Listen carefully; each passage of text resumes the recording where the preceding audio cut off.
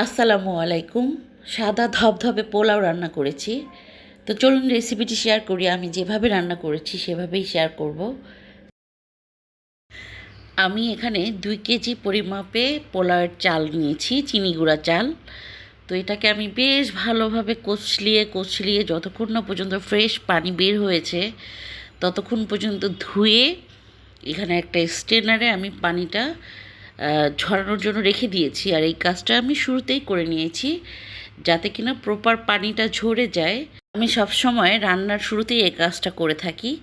তো যাই হোক, আমি পোলাও রান্না করার জন্য বেশ বড়সড় একটা হাঁড়ি নিয়েছি যাতে কিনা খুব ইজিলি রান্না করা যায়। তো আমি হাঁড়িতে খুব সামান্য পরিমাণে তেল নিয়েছি আর অল্প তেলেই আমি পোলাওটা রান্না করব।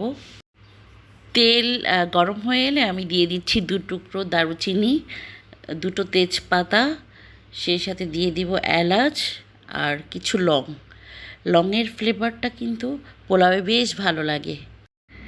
এরপর আমি হাফ কাপ পরিমাণ পেঁয়াজ কুচি অ্যাড করে দিয়েছি। তো একটু হালকা ভেজে নিব, খুব বেশি লাল করে ভাজবো না। তো এ পর্যায়ে অ্যাড করে দিচ্ছি 1 টেবিল চামচের মতো রসুনের পেস্ট আর 1 টেবিল চামচের মতো আদা পেস্ট। তো এটাকেও আমি একটু ভেজে নেব, খুব ডিপলি ভাজা যাবে না। আমি কিন্তু আদা রসুনের পেস্টটাকে বেশ ভালোভাবে একটু ভেজে নিয়েছি। তো আমি এ পর্যায়ে পোলাওয়ের চালটা অ্যাড করে দিব। আর চালটা কিন্তু একদম ঝরঝরে অবস্থায় ছিল। চালটা অ্যাড করার পর আমি একটু হালকা হালকা করে বারবার নেড়ে দিব, একটু সময় নিয়ে আর কি চালটা ভেজে নিব যাতে নিচ থেকে লেগে না যায়। এই পর্যায়ে আমি চালটা একটু সময় নিয়ে বেশ ভালোভাবে নেড়ে নিয়েছি। তো এই পর্যায়ে আমি পানি অ্যাড করব। পানিটা আমি একটু গরম পানি অ্যাড করছি আর কি। আর আমি এখানে 6 মগ চাল নিয়েছি। তো আমি পানি অ্যাড করেছি 11 মগ, আর 1 মগের অর্ধেক হচ্ছে দুধ অ্যাড করব।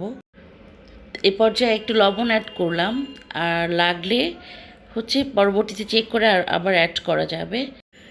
এই পর্যায়ে আমি দুধ অ্যাড করে দিচ্ছি। এই যে এই মগের 6 মগ চাল নিয়েছিলাম, তো 11 মগ পানি দিয়ে আর এই অর্ধেকের থেকে একটু বেশি দুধ অ্যাড করলাম।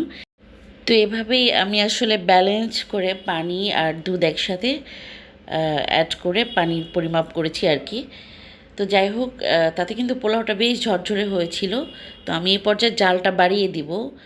জাল উঠে এলে কয়েকটা আস্ত কাঁচামরিচ অ্যাড করে দিচ্ছি। তারপর নেড়ে চেড়ে আমি ঢাকনা দিয়ে ঢেকে দেবো এবং জালটা কমিয়ে দেব। এই পর্যায়ে কিন্তু জাল উঠে এসেছে। তো আমি একটু চেক করে দেখেছিলাম লবণটা ঠিক আছে কিনা। লবণটা কিন্তু একদম ঠিকঠাক হয়ে গিয়েছে। তো এই পর্যায়ে আমি ঢেকে দিচ্ছি আর জালটা হচ্ছে একদম লো ফ্লেমে নিয়েছি। তো দেখুন পানিটা শুকিয়ে গিয়েছে। এ পর্যায়ে আমি একটু উপরের ভাত নিচে আর নিচের ভাত উপরে করে উপর নিচ করে আর কি নেড়ে চেড়ে দিয়ে আমি আবার একটু দমে দিব। আমার পোলাওয়ের কালারটা কিন্তু একদম সাদা ধবধবে এসেছে। তো দেখতে বেশ ভালোই লাগছিল আর কি, কালারটা সাদা পোলাও যেটাকে বলে। তো আমি নেড়ে চেড়ে আর একটু দমে দিয়ে দিচ্ছি ঢেকে। আর হাঁড়ির নিচে কিন্তু আমি একটা হ্যাভি তাওয়া ব্যবহার করেছি যাতে নিচ থেকে লেগে না যায়। এটা কিন্তু খুব কেয়ারফুলি করতে হবে। তো যাই হোক, আমার পোলাও কিন্তু হয়ে গিয়েছে। আমি এখন যেটা করব, উপর থেকে একটু বেরেস্তা ছিটিয়ে দিব। তো ফাইনালি আমি আর একটু দেখিয়ে দিচ্ছি আমার পোলাও রান্নাটা। তো আমি এখন সার্ভ করে নিব। একদম ঝরঝরে হয়েছে কিন্তু পোলাও, আর কালারটাও কিন্তু সাদা ধবধবে। ট্রাই করে দেখবেন, আশা করছি ভালো লাগবে। আর আমার রেসিপিটি যদি ভালো লাগে চ্যানেলটি অবশ্যই সাবস্ক্রাইব করবেন, পাশে থাকা বেল আইকনটি ক্লিক করে রাখবেন পরবর্তী আপডেটের জন্য। সবার জন্য অনেক অনেক শুভকামনা। আল্লাহ হাফেজ সবাইকে।